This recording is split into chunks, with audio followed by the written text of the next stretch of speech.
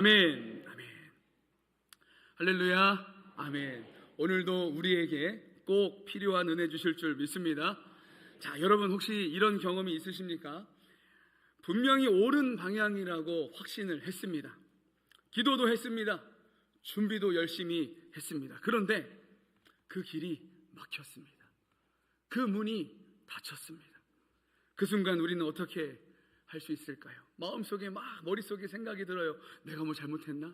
아니, 하나님이 왜 나한테 이러시는 거지? 1492년 크리스토퍼 콜럼버스는 인도로 가는 항로를 개척하려고 출발했습니다. 그것이 그의 계획이었고 꿈이었어요.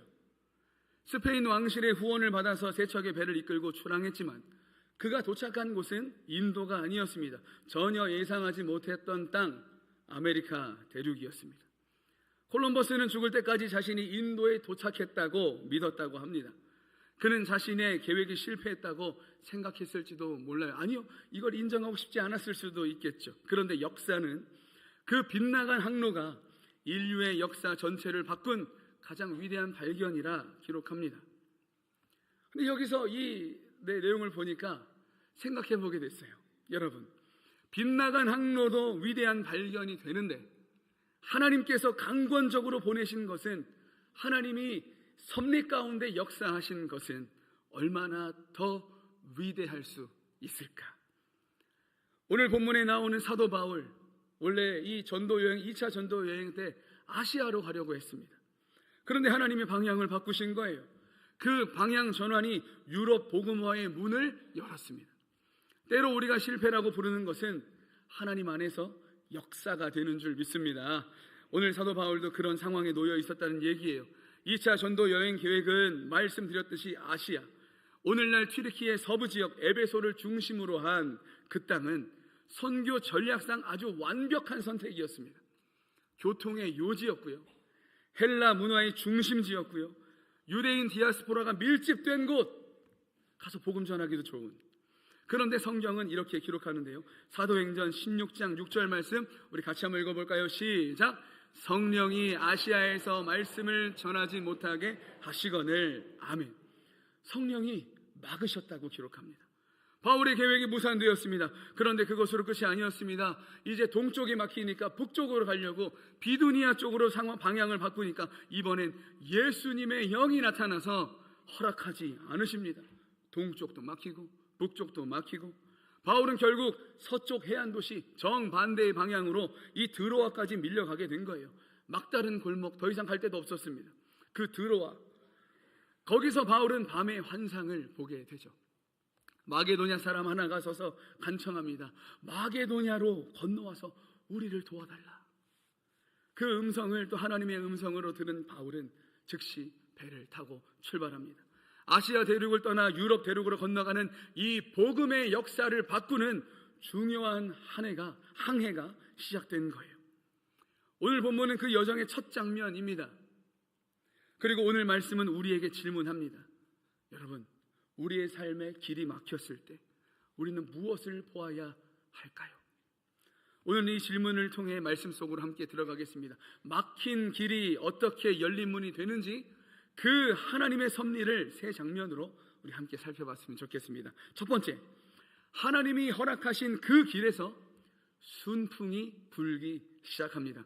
사도행전 16장 11절 12절 상반절까지인데요, 우리 같이 한번 읽어볼까요? 시작.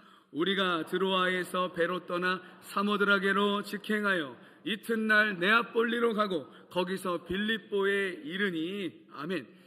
여기에서 숨어있는 단어가 하나 있습니다. 우리가 그냥 넘어가기 쉬운 단어, 11절에 보니까 직행하여라는 단어예요.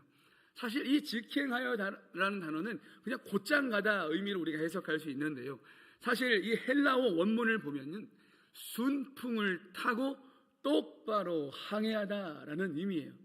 우리 말씀 축제 기간 동안에 배를 움직이는 것은 돛이 아니라고 말씀해 주셨습니다. 뭐예요? 돛에 부딪히는 바람이 움직이게 하는 거다. 바울과 이 전도팀이 배를 탔지만 사실 이들이 가는 그 코스는 본래 이틀이 꼬박 걸려야 되는 코스였습니다. 사모드라게를 거쳐서, 드로아에서 사모드라게를 거쳐서 네아폴리까지 가는 그 항해는 꼬박 이틀이 걸리는 거였어요. 그런데 성경을 가만히 읽어보면 가는 동안이 얼마나 걸렸냐면 하루밖에 걸리지 않았어요. 어떻게 그럴 수 있었을까? 나중에 다시 이 반대로 오는 그 코스가 있었는데 그때는 5일이 걸렸어요. 근데 오늘 이 장면에서는 왜 하루밖에 걸리지 않았을까? 하나님의 그 방법대로, 하나님이 이끄시는 대로 순종하며 출발했더니 순풍을 불어주시고 하나님께서 인도해 주시더라. 알고 보니 아시아의 문이 닫혔던 것은 실패가 아니었습니다. 하나님께서 방향을 바꾸어 주신 거였죠. 그렇게 그들은 빌립보에 도착하고 그 빌립보를 들어가게 됩니다. 성경 오늘 본문 12절을 보니까요, 빌립보를 이렇게 소개하는데 이것도 같이 한번 읽어봤으면 좋겠습니다. 시작. 이는 마게도냐 지방의 첫 성이요 또 로마의 식민지라. 아멘. 여러분, 빌립보는 단순한 도시가 아니었습니다.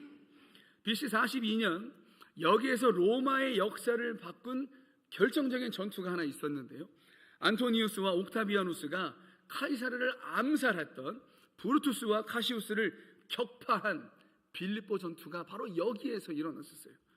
그 승리 이후 옥타비아누스 황제는 이 지역을 좀 새롭게 특별하게 만들고 싶었습니다. 그래서 여기에다가 누구를 정착시켰냐면 로마의 장군들 중에 이제는 은퇴한 장군들 있잖아요. 은퇴한 장군들을 다 이쪽으로 이주시켰어요. 그래서 거기에서 살게 했어요.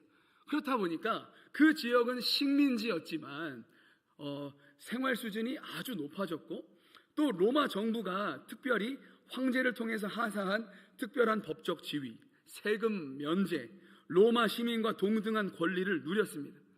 빌립보 사람들의 자부심은 아주 대단했어요. 그래서 이 빌립보 지역을 뭐라고 불렀냐면 작은 로마다라고 불렸어요. 그런데 바로 이 도시에 복음의 첫 씨앗이 심기게 생긴 거예요. 세상 권력이 가장 단단하게 뿌리 내린 이 도시에서 하나님의 나라의 복음이 첫 발을 내딛는 겁니다. 시편 기자는 이렇게 노래합니다. 시편 37편 23절인데 제가 읽어드릴게요. 여호와께서 사람의 걸음을 정하시고 그의 길을 기뻐하신다. 여러분, 지금 막힌 길이 혹시 여러분의 삶에 있으십니까? 여러분 앞에 닫힌 문이 있으십니까? 내가 애를 써보고 내가 최선을 다해보고 내가 노력을 하지만 내 생각대로 되지 않는 그런 길 말이에요. 바울의 아시아는 그렇게 막혀 있었지만 알고 보니 하나님은 유럽을 여셨다는 사실이에요. 무작정 좌절하기 전에, 우리가 그래서 낙심하기 전에 오늘 우리의 막힌 길 뒤에 하나님께서 무엇을 열어놓으셨는지, 하나님께서 우리를 어떻게 인도하시는지 우리가 그 사실을 꼭 기억할 수 있기를 축복합니다. 순풍을 타고 도착한 빌립보. 그런데 막상 도착하고 보니 기대했던 것과는 조금 다른 상황이 기다리고 있었습니다. 여러분, 어떻겠습니까? 아시아로 가려던 거 하나님이 가지 말라고 해서 이 길을 돌려서 순풍도 주시고 갔는데, 가면은 사람들이 막 와서 바울 기다렸어요, 바울 우리에게 복음을 전해주세요, 이러면 얼마나 좋았을까. 그런데 조용했어요. 그런데 바로 그곳에 하나님이 예비하신 사람을 만나게 하셨습니다. 그래서 두 번째, 거기 오늘 말씀의 제목 뭐예요? 거기 루디아가 있었습니다.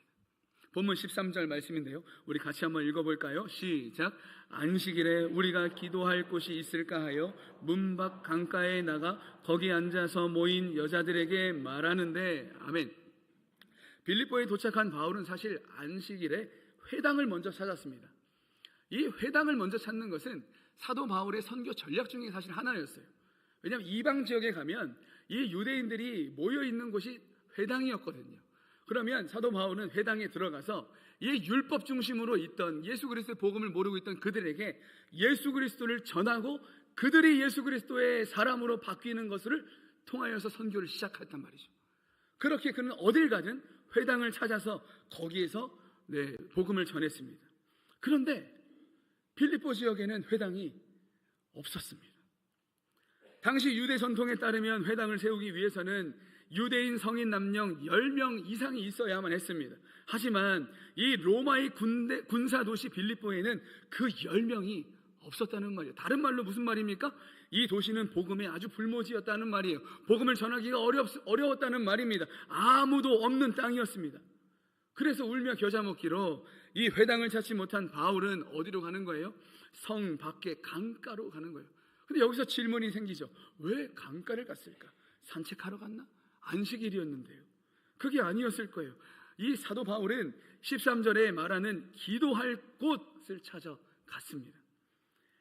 회당과는 다른 단어입니다. 이 기도할 곳은요, 건물이 아니에요. 지붕도 없고 그냥 물가 옆, 바다 옆 그냥 빈터를 가리키고 있습니다.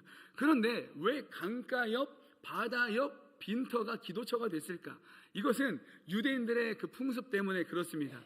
유대인들은 회당을 세울 수 없는 지역에 가면 강이나 바다 근처에 가서 기도처를 마련했어요. 왜냐하면 안식일에 정결 예식을 해야 되기 때문에 그랬죠. 그래서 회당이 없는 지역에는 강가나 바다 근처를 가면 유대인들이 모여서 기도하는 장면을 볼 수 있었습니다. 빌립보 성문 밖 약 2km 강기테스 강가, 거기에 몇몇 여인들이 모여 있는 걸 바울이 보게 된 거예요. 당시 로마 유대 사회에서 여성은 물론 지금과는 많이 다르죠. 근데 그 당시 로마와 유대 사회에서 여성은 회당 인원 10명을 세는데도 포함될 수가 없었습니다. 그만큼 사회적 지위라든지 인정받지 못하는 그런 분들이었죠. 근데 요즘 시대가 얼마나 좋습니까? 여성분들이 아주 너무너무 잘 해주셔서 저희 집에 딸이 2명이나 있어서 제가 지금 저희 딸도 잘 컸으면 좋겠고 맞습니다. 요즘 같은 시대에는 여성 상위 시대라고 하잖아요. 그래서 여성분들이 좋은 또 선한 영향력을 미쳐주셔서 전 너무 감사해요. 근데 이 당시에는 이 여성이라는 그 자리가 쉽지 않은 자리였다. 그래서 바다 근처에 가서 정결 예식을 위한 그 자리에 몇몇 여인들이 그렇게 모여 있었던 거예요. 사회적으로 목소리를 낼 수도 없는 존재들. 근데 여러분 한번 생각해 보십시오. 유럽 대륙의 선교 서막이 지금 열리고 있는 거예요. 그런데 사람들도 없고요, 기적이 일어나는 지금 본문도 아니고요, 병고침도 없고요, 귀신이 떠나가는 것도 없습니다. 그냥 아주 그냥 뭔가 조용한 지금 오늘 본문의 상황이에요. 근데 거기에 몇몇 여인들이 조용히 기도하고 있었더라. 어찌 보면 굉장히 초라하고 굉장히 볼품없고 우리가 기대하는 것과 다른 그런 선교의 현장이지 않았을까. 너무 초라한 시작입니다. 그런데 그 무리 가운데, 그 여인의 무리 가운데 한 사람이 좀 특별했어요. 그 사람의 이름이 오늘 말씀의 주인공 바로 루디아라는 여인이었습니다. 사실 이 루디아라는 이름은 진짜 이름이 아니에요. 루디아 우리가 이름을 부르지만 이 루디아라는 이름은 당시 우리가 인천댁, 서울댁, 춘천댁, 수원댁 이렇게 부르는 것처럼 이 루디아가 살고 있던 그 지역에서 왔다는 것을 말하기 위하여서 그의 이름보다 그가 어느 곳에서 왔는지를 붙여서 부르는 거예요. 그래서 루디아는 인천댁, 우리 식으로 말하면 인천댁 이렇게 부르는 거예요. 인천댁 이렇게 부르는 거란 말이죠. 그런데 이 14절 상반절은 그 루디아를 이렇게 소개하는데요. 우리 같이 한번 읽어볼까요? 시작. 두아디라시에 있는 자색 옷감 장사로서 하나님을 섬기는 루디아라 하는 한 여자가 말을 듣고 있을 때에 아멘. 루디아의 고향 두아디라는 소아시아 라디아 지방의 도시로 고대로부터 염색 산업이 아주 발달한 곳이었습니다. 그래서 지금 그녀가 취급하는 이 자색 옷감은 당시 최고급 사치품이었어요. 이 자색 옷을 만들기 위해서는 자색 염료가 필요한데 이 염료는 지중해 연안에 사는, 지금처럼 물감을 만들고 그런 게 없었어요. 지중해 연안에 서식하는 뿔고등 조개, 이 조개에서만 채취할 수 있는 색깔이었단 말이죠. 그래서 이 자색은 황제와 귀족의 색이 되었고, 자색 옷을 입는다는 것은 곧 최상위 권력을 상징하는 것이었습니다. 이 염료 1g을 얻기 위해서는 수천 마리의 이 조개를 주워야만 하고 잡아야만 하는 상황이었다는 거죠. 그래서 이 루디아는 우리가 상상하는 것처럼 그냥 이렇게 조금 어렵고 이런 분이 아니라 어떻게 보면 명품 브랜드의 CEO 같은 그런 아주 넉넉한 분이었어요.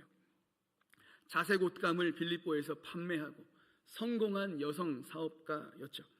그녀는 자기 이름으로 집을 소유하고 있었고 나중에 이 집이 어떻게 바뀌는지 한번 보면 재밌습니다.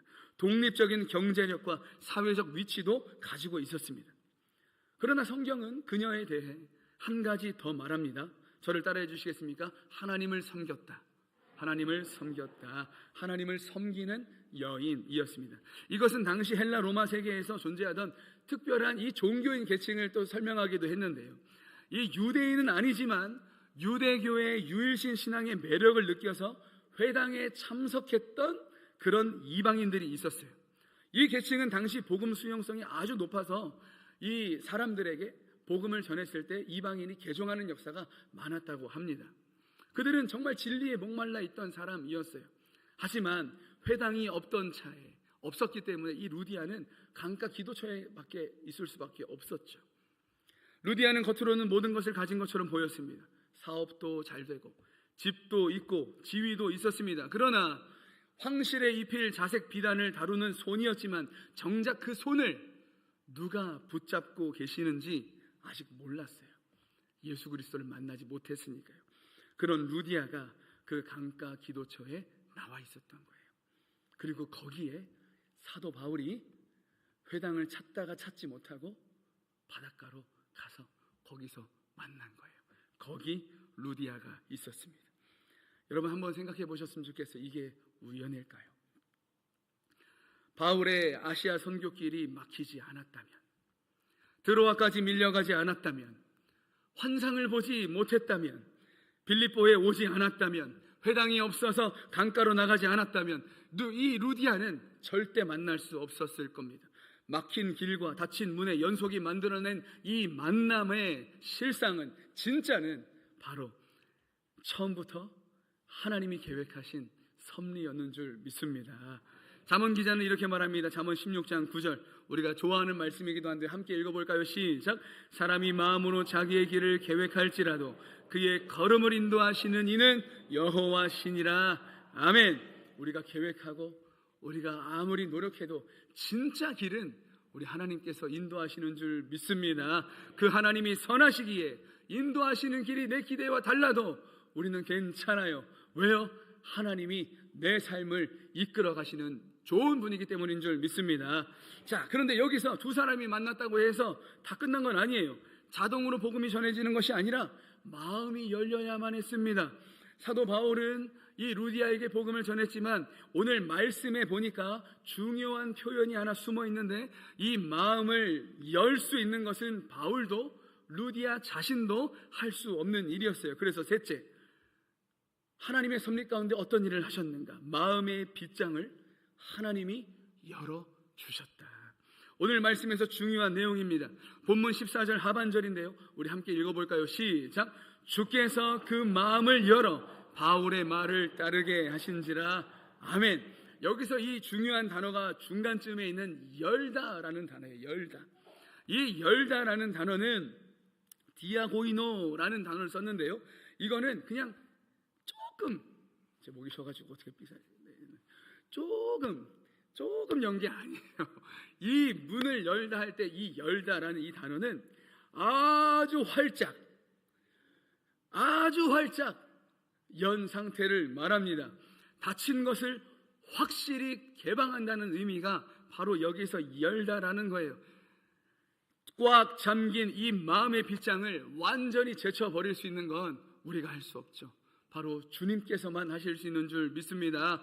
흥미롭게도 이 단어는 누가복음과 사도행전에서 아주 중요한 순간마다 등장하는데요, 누가복음을 보면 이 누가복음 24장 45절에 부활하신 예수님이 제자들 앞에 나타나십니다. 그런데 제자들이 한 번에 못 믿어요. 예수님을 귀신으로 알았어요, 유령처럼. 그런데 그때 예수님께서 어떻게 하시냐면 그들의 마음을 열어 성경을 깨닫게 하셨다라고 기록해요. 여기서 그들의 마음을 열어 성경을 깨닫게 하셨다. 이 열다라는 의미가 오늘 이 열다, 루디아의 마음을 열다와 같은 단어예요. 즉 예수 그리스도의 그 주인 되심은 우리의 힘으로 열고 싶고 우리의 노력도 하고 싶지만 진짜 하나님이 열어주셔야 열리는 줄 믿습니다. 사도행전 17장 3절에도 바울이 데살로니가 회당에서 성경을 강론할 때도 같은 단어가 쓰였던 거예요. 그렇다면 이 단어가 말하는 것이 무엇일까? 마음을 여는 것은 언제나 우리를 초월한 하나님의 일이라는 사실입니다. 루디아는 경건한 여인이었습니다. 강가 기도처에 나올 만큼 종교적인 열심도 있었고요. 이방인이었지만, 하지만 그 경건함과 열심이 그녀의 마음까지 열지는 못했습니다. 바울이 유창한 설교도 마찬가지였습니다. 오직 주님만이 직접 그 마음의 빗장을 여실 수 있는 분인 줄 믿습니다. 팀 켈러 목사님이 이렇게 말했어요. 복음 전도는 우리가 사람의 마음을 변화시키는 것이 아니라 하나님이 이미 열어두신 문으로 들어가는 것이다 라고 말했어요. 우리의 역할은 말씀을 전하는 것이고 마음을 여는 것은 우리 하나님의 일인 줄 믿습니다. 자, 근데 여러분, 이게 왜 중요할까요? 우리는 종종 두 가지를 실수해요. 첫 번째 실수가 뭐예요? 우리가 누군가를 전도할 때 말이죠. 내 설득력과 논리로 사람을 변화시킬 수 있다고 사실 생각할 때가 많아요. 그럴 수 있다면 이 땅에 있는 사람들 다 전도할 수 있게 해요. 근데 잘 안 되잖아요. 내가 아무리 설명해도, 내가 아무리 나에게 주신 은혜를 이야기해도 안 될 때가 많아요. 어려울 때가 많아요. 두 번째 실수가 뭡니까? 이미 여러 번 전도했는데, 여러 번 그 사람을 만나서 복음을 전하고 은혜를 나누었는데 아무 반응이 없다고 우리가 포기한다는 사실이에요. 이 두 실수의 공통점이 있는데 그게 무엇입니까? 마음을 여는 분이 주님이시라는 사실을 우리가 잊고 있는 거예요. 마음은 우리 주님이 열어주셔야 그 사람이 변화될 수 있고, 마음을 우리 주님께서 그 사람의 문을 열어주셔야 우리가 포기하지 않을 수 있는 줄 믿습니다. 바울은 분명히 말씀을 전했습니다. 그러나 성경은 바울의 말이 루디아의 마음을 열었다고 하지 않습니다. 오늘 좀 아까 읽었던 말씀을 보니까 주께서 열어주셔야 복음이 박히고 복음이 복음되는 줄 믿습니다. 그래서 우리는 뭐 해야 돼요? 우리가 기도해야 되는 이유가 바로 거기 있어요. 우리가 부족하지만 어렵지만 복음을 들고 나가야 하는 이유가 있어요. 왜요? 하나님은 우리를 통해서 그 은혜가 흘러가게 하실 텐데, 무엇보다 우리가 품고 기도하는 그 영혼의 마음을 우리 주님이 활짝 열어주신다는 거예요. 어떨 때? 우리가 힘들어도 지쳐도 그 사람을 사랑하는 마음으로 기도하고 그 사람에게 나가서 섬길 때. 오늘 말씀을 보니까 바울이 말씀을 전할 때 주께서 마음 문을 열어주셨다고 했습니다. 사랑하는 성도 여러분, 우리가 태신자를 직접적으로 우리가 구원할 수 있는 능력은 우리에게 없어요. 하지만 우리가 이 은혜를 기억하며 작지만 부족하지만 그 사람을 품고 그 사람을 향하여서 순종하는 마음으로 나갔을 때 역사는 하나님이 하시는 줄 믿습니다. 자, 이제 마지막 넷째예요. 마지막 넷째, 하나님의 섭리가 어떻게 이루어지는가? 열린 마음은 열린 삶이 됩니다. 드디어 주님께서 마음의 빗장을 여시자 루디아는 완전히 달라졌습니다. 그런데 그 변화는 그녀 안에서만 머물지 않았어요. 열린 마음은 반드시 열린 삶으로 흘러가게 되어 있다는 말이에요. 오늘 본문 15절 말씀 우리 같이 한번 읽어볼까요? 시작.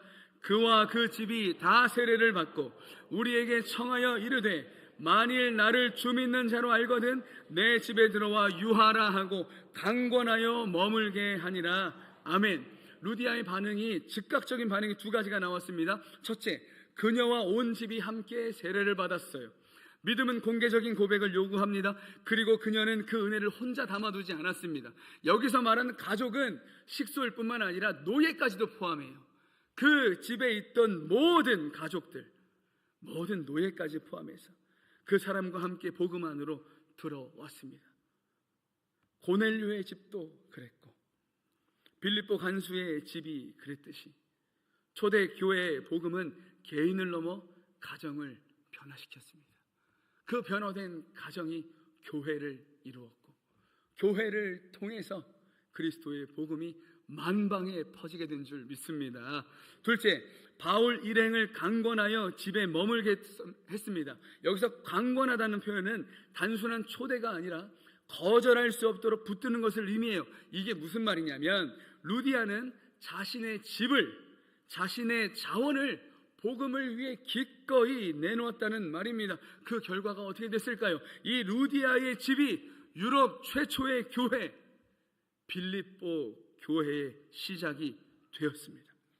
후에 바울이 이 빌립보 교회에 대한 감격과 사랑이 얼마나 컸는지, 이 유럽 성지의 첫 번째 교회였으니까 말이죠. 바울은 훗날 로마 감옥에서 빌립보 교회를 향해 편지를 쓰는데, 이 빌립보서 1장 8절을 보니까 바울의 진짜 마음이 이렇게 적혀 있어요. 같이 한번 읽어봤으면 좋겠습니다. 시작.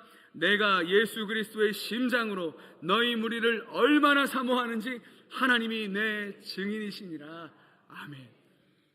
이렇게 목회자로서 이렇게 사역을 해 오다 보면요, 또 여러 교회를 섬기기도 하고 성도님들도 많이 만나게 됩니다. 그런데 많은 성도님 중에서도 그렇게 오랫동안 기억에 남는 분들이 계세요. 또 어떤 선교사님과 제가 교제하다가 좀 물어봤어요. 선교사님, 그 선교 사역이 힘들진 않으십니까? 아니, 교회를 그렇게 많이 개척하셨는데, 아니, 어떤 교회가 그렇게 또 선교사님의 마음에 그렇게 또 감사했습니까? 근데 진짜 수많은 교회를 개척하셨던 선교사님들도요, 그 많은 교회 중에 특별히 감사한 교회가 있대요. 사도 바울에게 있어 이 빌립보 교회가 딱 그랬다는 거예요. 유럽 지역에 처음 세워진 교회, 아무것도 일어나지 않을 것 같았던 그 척박한 이 빌립보 도시에서 루디아라는 사람을 만나고, 이 루디아를 통해 빌립보 교회가 시작되었고, 이 빌립보 교회가 앞으로 계속 사도 바울의 사역 가운데 후원자의 역할을 감당했고, 이 빌립보 교회를 통하여서 이 지역이 복음화되는 그런 역사가 일어났기 때문에 사도 바울은 이 빌립보 교회를 생각하면 가슴이 막 벅차올랐던 것 같아요. 내가 예수 그리스도의 심장으로 너희 무리를 얼마나 사모하는지 하나님이 내 증인이시다. 사랑하는 성도 여러분, 우리의 삶에도 하나님께서 분명 이런 은혜를 주실 겁니다. 때로는 연약하고, 때로는 길이 막힌 것 같고, 때로는 연약해 보이지만 하나님은 그곳에서부터 하나님의 하나님 되심을 보여주시는 줄 믿습니다. 그 시작이 루디아의 집이었습니다. 한 사람의 마음이 열리고 그 마음이 삶을 열었을 때 하나님은 유럽 복음화를 시작하셨어요.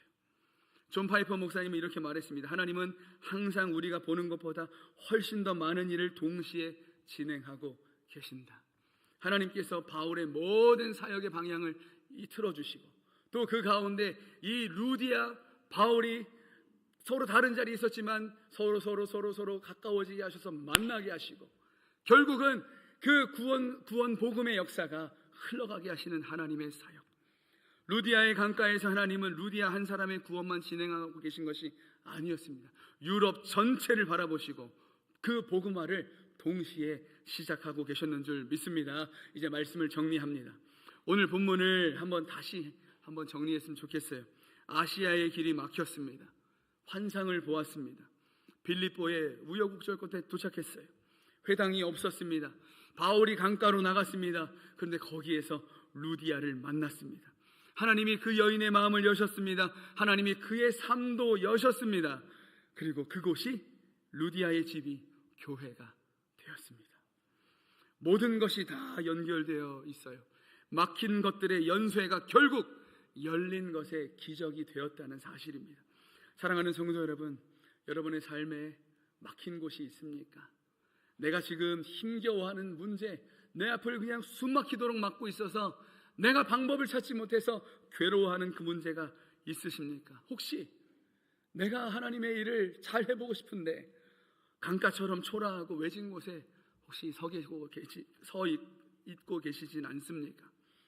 하지만 꼭 기억할 것은 그 자리가 바로 하나님이 예비하신 자리인 줄 믿습니다. 아시아의 길을 막으신 하나님이 유럽의 문을 활짝 열어두셨듯이 우리의 막힌 길 뒤에 하나님이 이미 열어두신 하나님의 좋은 길, 더 밝은 길, 더 은혜로 채워가시는 길이 있는 줄 믿습니다. 어떤 목사님이 이렇게도 말씀하셨어요.